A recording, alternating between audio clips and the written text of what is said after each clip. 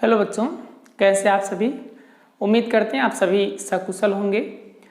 पिछले video lecture में हमने आप लोगों को बायो-सेवर्ट का नियम और निर्वात की चुंबकशीलता व निर्वात की विद्युतशीलता के मध्य संबंध स्थापित किया था। उसी क्रम में आज हम लोग आगे बढ़ेंगे। आज की जो हमारी हेडिंग है वो होगी परिमित लंबाई के धारावाही चालक के कारण चुंबकीय क्षेत्र। ठीक है, तो चलिए स्टार्ट करते हैं। हेडिंग है परिमित लंबाई के धारावाही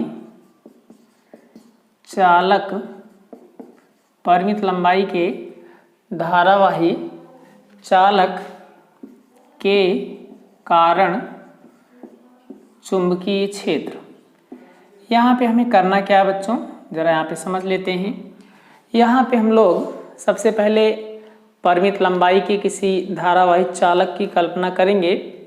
उसके बाद उसके कारण उसी के निकट किसी बिंदु पर चुंबकीय क्षेत्र की तीव्रता का मान ज्ञात करेंगे।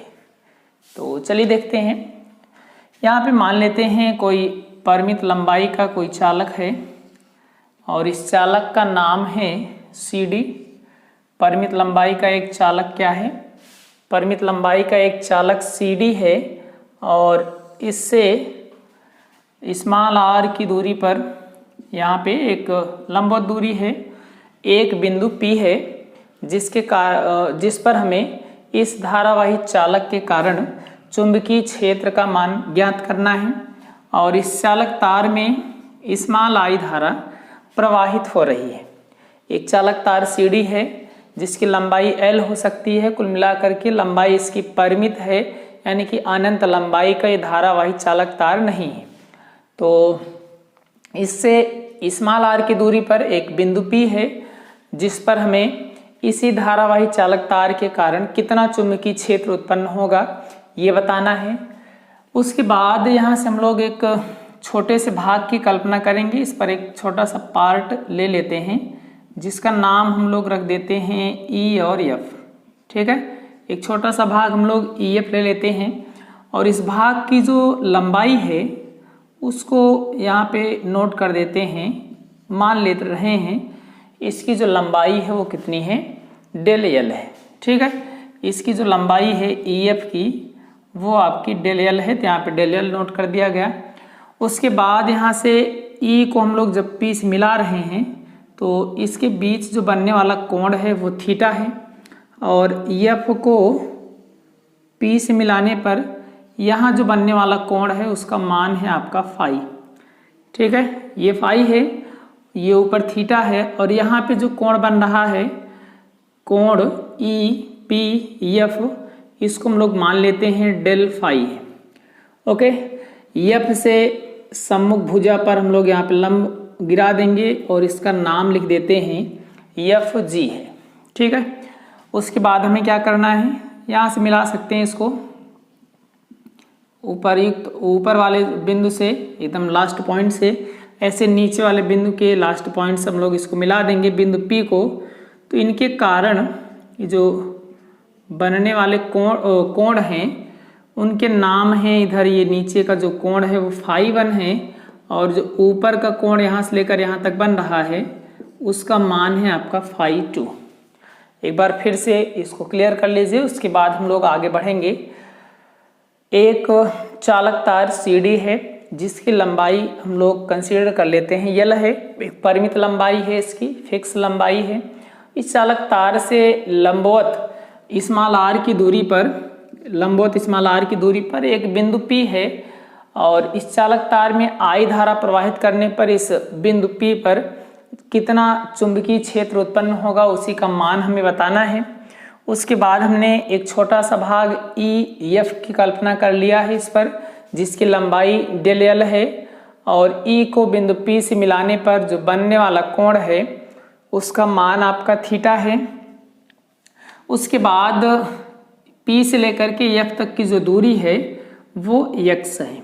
ठीक है, P से लेकर के F तक की जो दूरी है वो x है और यहाँ पे देख रहे हैं उपर्युक्त बिंदु से, यानी कि अपर लास्ट पॉइंट और ये बिंदु P दोनों के बीच जो बनने वाला कोण है वो आपका फाई 2 है, और यहाँ से अंतिम बिंदु को मिलाने वाली तथा ये जो रेखा है आपकी मध्य बिंदु से या किसी भी बिंदु से मिलाई गई है, लंबवत दूरी जो ली गई है उसके बीच बनने वाला कोण आपका फाई 1 है। यहाँ पे थीटा है और ये कोण इसका मान है फाई। यहाँ पे कुछ आप लोग नाम दे सकते हैं, एच या कुछ भी इस तरीके से लिखा जा सकता है। ठीक है, तो यहाँ पे हम लोग लगाएंगे सबसे पहले डेल एल के कारण इस बिंदु P पर चुंबकीय क्षेत्र का मान हम लोग निकालेंगे। डेल एल के कारण ये जो EF भाग है उसकी लंबाई डेल एल है, तो इस डेल एल के कारण बिंदु P पर कितना चुंबकीय क्षेत्र उत्पन्न हो रहा है उसका परिमाण हम लोग पहले निकाल लेंगे। उसके बाद उसी को हम लोग फाई 1 और फाई 2 यानी कि फाई के रूप में कन्वर्ट करके उसको इंटीग्रेट कर देंगे, यानी कि पूरा फाई 1 और फाई 2 के लिए निकाल लेना है। तो फाई 1 यानी कि C और फाई 2 का मतलब D, C to D कितना चुंबकीय क्षेत्र उत्पन्न होगा उसकी वैल्यू हम लोग निकाल सकते हैं। So let's start. आइए हम लोग देखते हैं। सबसे पहले यहाँ पे लिखना है डेल एल के कारण बिंदु P पर उत्पन्न चुंबकीय क्षेत्र। बायो-सेवर्ट का नियम यहाँ पे लगाना है। बायो-सेवर्ट का नियम कहता है जो चुंबकीय क्षेत्र है वो होता है μ0 अपॉन में 4 pi into I del L sine theta बटे में दूरी का स्क्वायर लिखना है। दूरी आपकी x है तो लिख देना है x का स्क्वायर। इतना आप लोग समझ रहे हैं।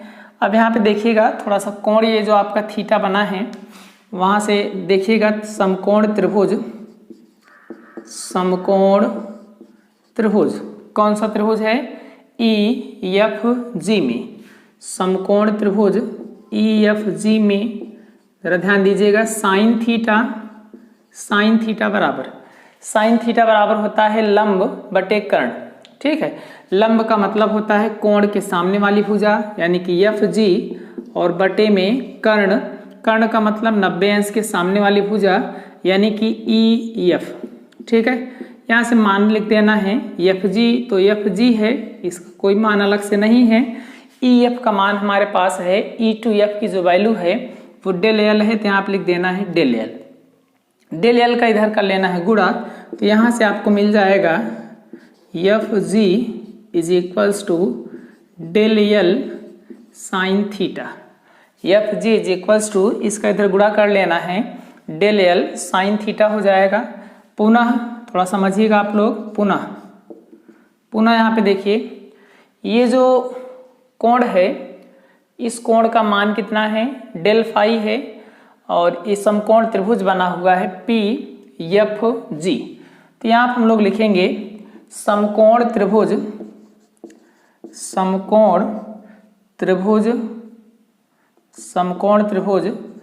PFG में, समकोण त्रिभुज PFG में यहाँ पे हमें देखिए लगाना क्या है जरा समझिएगा।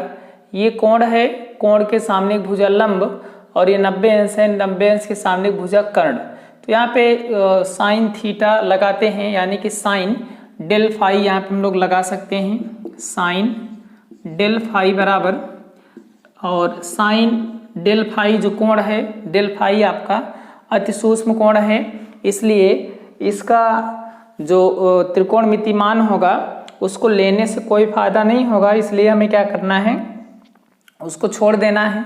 तो साइन को हटा देना है, साइन डेल फाई लगभग डेल फाई के बराबर होगा, और साइन डेल फाई बराबर होता है लंब बटे कर्ण। तो लंब का मान है आपका FG और बटे में कर्ण का मान है PF। ठीक है, this implies that del phi is equals to FG की वैल्यू लिख देना है। FG आपके पास है डेल एल साइन थीटा बटे PF, और PF की वैल्यू हमारे पास कितना है x है, तो यहाँ पे x लिख देना है। ठीक है, इसको इस साइड ट्रांसफर कर लेना है, तो यहाँ से हमें मिल गया finally del L sine theta is equals to, इसका इधर गुणा हो जाएगा यक्स डेल फाई। ले चल के यहाँ पे समीकरण 1 इसको हम लोग मान लेते हैं, वहीं पे मान रख देंगे। तो समीकरण 1 में जब इसका मान लिखेंगे, समीकरण 1 में मान रखने पर, समीकरण 1 में मान रख देना है बच्चों, तो ये आपका मिल जाएगा। समीकरण 1 में मान रखिए डेल बी बराबर हो जाएगा μ0 upon 4 pi into I. Del L sine theta का मान लिखना है, और डेल एल साइन थीटा का मान हमारे पास कितना है, डेल एल साइन थीटा का मान है यक्स डेल फाई। तो यहाँ पर लिख देना है x del phi and upon में यक्स का स्क्वायर। एक यक्स से एक यक्स कैंसिल हो जाएगा, तो फाइनली यहाँ से मिल गया del B is equals to μ0 upon में 4 pi into I del phi upon में यक्स। आप लोगों को दिख रहा होगा, एक एक्स से एक एक्स स्क्वायर जो था वो कैंसिल हो जाएगा, तो यक्स बचेगा, तो बटे में यक्स लिख देना है। उसके बाद थोड़ा सा ध्यान दीजिएगा आप लोग। अब यहाँ पे हम लोग आएंगे, अब थोड़ा समझिएगा यहाँ से क्या हो जाएगा। देखिए अब क्या बनेगा, थोड़ा यहाँ पे आइएगा। ये एक त्रिभुज बना हुआ है पी एफ एच, त्रिभुज पी एफ एच में यहाँ से जरा कास फाई लेकर के देखिए क्या मिलता है। कास फाई बराबर हो जाएगा, कास फाई बराबर होता है आधार बटे कर्ण। आधार का मान है पी एच और इसकी वैल्यू है आर, और बटे में कर्ण का ये 90 अंश है, ध्यान दीजिएगा। कर्ण का मान है ये पी एफ और इसकी वैल्यू है एक्स, तो ये हो जाएगा cos phi is equals to r upon x. मान हमें किसका निकालना है, थोड़ा ध्यान दीजिएगा।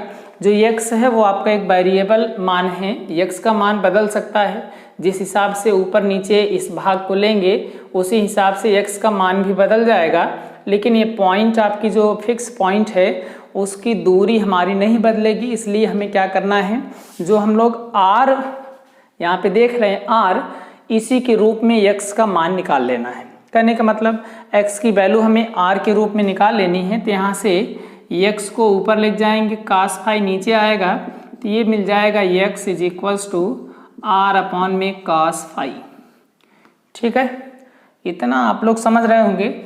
यहाँ ऊपर इरेज कर देते हैं, आप लोग नोट कर लीजिएगा या फिर स्क्रीनशॉट ले सकते हैं।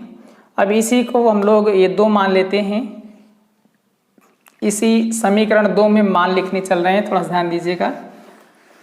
यहाँ से हमें मिल जाएगा, समीकरण 2 में ले चल के मान लिखेंगे, उसके बाद हम लोग समाकलन करके पूरे के लिए मान निकाल लेंगे ना।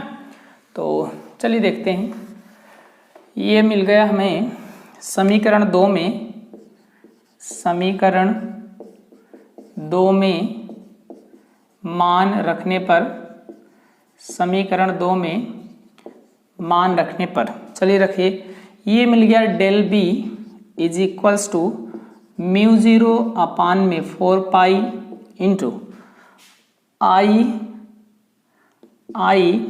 डेल फाई अपान में यक्स का मान हमारे पास कितना है बच्चों, आर बटे कास फाई। तो यहाँ पर लिख देना है आर बटे में कास फाई। ठीक है, अब जो बटे के बटे में रहता है वो आपका आ जाता है ऊपर, तो इसलिए कास फाई आपका ऊपर आ जाएगा। तो ये हमें मिल जाएगा del B is equals to μ0 upon में 4 पाई इंटू कास फाई ऊपर आएगा, तो ये बनेगा आई कास फाई डेल फाई अपान में आर।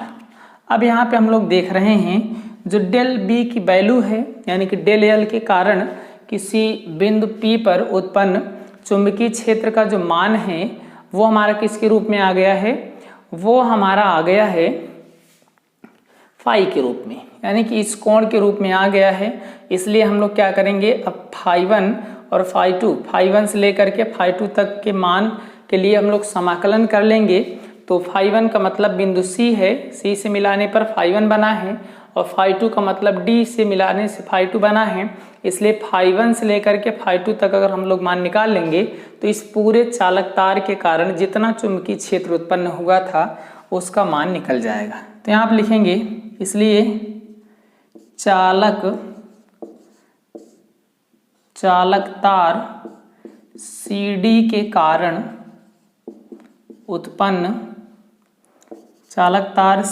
के कारण उत्पन्न चुंबकीय क्षेत्र B बराबर इंटीग्रेशन ऑफ, कहाँ से कहाँ तक करना है, φ1 से लेकर के φ2 तक करना है। थोड़ा सा ध्यान ये देना है बच्चों, जो φ1 वैल्यू है हमारी, ये नीचे का मान है, y अक्ष की ऋण दिशा में हम लोग एक प्रकार से कह सकते हैं, इसलिए ये मान जो होगा वो निगेटिव होगा।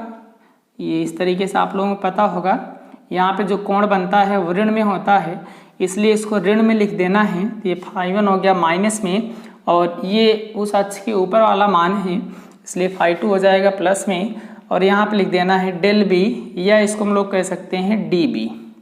ठीक है, अब उसी डेल को हम लोग d के रूप में लिख करके समाकलन कर लेंगे।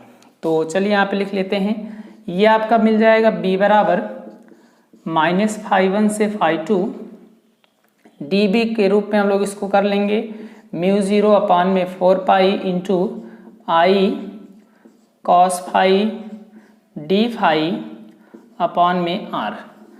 अब इसी को जो भी नियतांक है, जो भी कांस्टेंट है, उसको बाहर कर लेना है, उसके बाद हम लोग समाकलन कर लेंगे। तो नियतांक आप लोगों को पता होता है, जिसमें फाई नहीं होगा वो सभी नियतांक होंगे, μ0 आई 4 पाई r, ये सभी नियतांक होंगे। तो इन सबको हम लोग बाहर कर लेंगे और अंदर बचेगा -φ1 टू φ2 और cos phi and d phi. Okay, अब μ0 आई और 4 पाई r को हम लोग बाहर कर देंगे, cos फाई का यहाँ पे समाकलन लिख देना है। आप सभी को पता है cos फाई का जो समाकलन है वो sin फाई होता है, इसलिए sin फाई लिख देना है।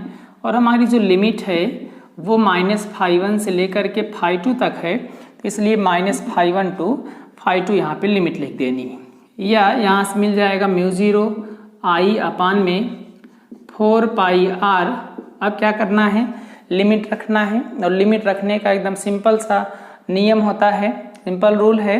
पहले फाई की जगह पर यही ऊपर वाला मान लिख देंगे, फिर माइनस लगाएंगे, इसी फाई की जगह पे नीचे वाला मान लिख देना है, इतना नियम है इसका। तो ये हो जाएगा साइन फाई की जगह पर φ2 लिखेंगे तो φ2 मिल जाएगा, माइनस साइन, अब फाई की जगह पे -φ1 लिखना है, इसलिए ये आपका -φ1 हो जाएगा। तो ये मिल गया μ0 आई अपान में 4 पाई r, और अंदर बचेगा साइन φ2, ये साइन माइनस साइन थीटा होता है, इसलिए इस माइनस को बाहर कर लेना है। तो ये हो जाएगा प्लस साइन φ1। तो फाइनली हमें यहाँ से मिल गया है फार्मूला हमें यहाँ से मिला b बराबर μ0 आई अपान में 4 पाई r ब्रैकेट में साइन φ1 और प्लस में साइन φ2। ठीक है, ये आपका फार्मूला है, ये इसका निगमन है, इसको आप लोग स्क्रीनशॉट ले लीजिए। उसके बाद थोड़ा सा हम आगे आप लोगों को बताएंगे। चलिए इसको इरेज करते हैं, थोड़ा सा और समझ लेते हैं इसके बाद की क्या स्थितियाँ इसके सामने हो सकती हैं। तो सबसे पहली जो स्थिति आती है वो अनंत लंबाई के लिए आती है। मान लेते हैं यहाँ पे तो चालक तार आपका परिमित लंबाई का था। अब अगर चालक तार ही आपका अनंत लंबाई का होगा तो क्या कंडीशन बनेगी, उसके लिए क्या चुंबकीय क्षेत्र का मान आएगा, उसको हम लोग निकाल लेते हैं। तो चलिए नोट यहाँ पे लिख सकते हैं या विशेष स्थिति लिख सकते हैं। नोट में आपका पहला पॉइंट हो जाएगा अनंत लंबाई के चालक तार के लिए। अनंत लंबाई के चालक तार के लिए ये जो दोनों मान होंगे φ1 हों या फिर φ2 हों, दोनों के मान कितने होंगे, 90 अंश के होंगे। ठीक है, इसलिए यहाँ पे मान लिख देना है B बराबर हो जाएगा म्यू 0 I अपान में 4 पाई R ब्रैकेट में साइन 90 और फाई 2 की जगह पर भी 90 रख देना, साइन 90। और आप लोगों को पता होगा साइन 90 का जो मान है वो होता है 1, तो ये हो जाएगा 1 + 1, 1 से 1 हो जाएगा जुड़ करके 2, और इसको इस तरीके से बना सकते हैं म्यू 0 अपान 4 पाई इंटू 2 के साथ I लिख दीजिए, यानी कि 2I अपान R।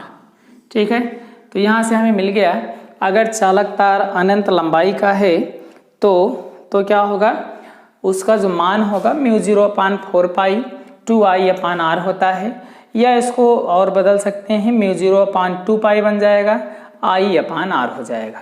ठीक है, एक और कंडीशन यहाँ पे हम लोग नोट कर सकते हैं, दूसरी कंडीशन यहाँ पे लगा दे रहे हैं। यदि बिंदु P चालक के एक सिरे के समीप हो, जैसे यहाँ पे कहीं बीच में लिया गया था पॉइंट, ठीक है, तो अगर एक सिरे के समीप होगा तो क्या कंडीशन बनेगी उसी को हमें देख लेना है। अगर एक सिरे के समीप होगा तो एक कोण आपका तो 90 अंश बनेगा, लेकिन दूसरा कोण कितना हो जाएगा, 0 अंश होगा। कोण वही 0 अंश होगा जिसके समीप हम लोग वो पॉइंट लेंगे। ठीक है, तो यहाँ पे मान लिख देते हैं, तो ये आपका हो जाएगा B बराबर म्यू 0 अपान में 4 पाई म्यू 0 I अपान में 4 पाई R, और ब्रैकेट के अंदर लिख देना है साइन फाई 1 है, फाई 1 की जगह पर लिख देना है 90 अंश, तो ये बन जाएगा साइन 90, और प्लस में फाई 2 की जगह पर लिख देना है 0 अंश, तो ये हो जाएगा साइन 0। साइन 0 का मान 0 होता है, साइन 90 का मान 1 होता है, तो फाइनली हमें यहाँ से मिल गया म्यू 0 I अपान में 4 पाई R। ठीक है, तो कहने का मतलब ये है अगर चालक तार जो होगा, चालक तार के समीप वो पॉइंट होगा तो उसकी वैल्यू हमें कितनी मिल जाएगी, म्यू 0 I अपान में 4 पाई R होता है। ठीक है, ये था आपका किसी परिमित लंबाई के चालक तार के निकट चुंबकीय क्षेत्र की तीव्रता। इतना आप लोग पढ़िएगा, बाकी की जो भी हेडिंग्स हैं उसको हम लोग नेक्स्ट वीडियो में कवर करेंगे। वीडियो को पूरा देखने के लिए बहुत बहुत धन्यवाद।